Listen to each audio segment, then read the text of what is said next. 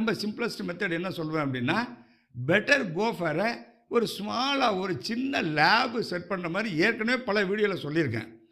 ஒரு சின்ன washing machine, ஒரு ஜிஎஸ்எம் ஸ்கேலு, அந்த washing machine, GSM scale, loop length analyser. இந்த லூப் லென்த் அனலைசருக்கு நம்ம மேனுவலாக போட்டுக்கலாம். வாஷிங் மிஷினுங்கிறது நம்ம சாதாரணமாக நம்ம வீட்டில் டொமஸ்டிக் வாஷிங் மிஷினே போதும். ஏன்னா அதிகபட்சமாக 2-3 மீட்டர் தான் போட போகிறோம். 1 கிலோலேயே கிட்டத்தட்ட 10 மீட்டர் இருக்கும். நம்ம அதில் போடுறது ஒரு 2-3 மீட்டர் தான் உள்ளே போடுவோம்.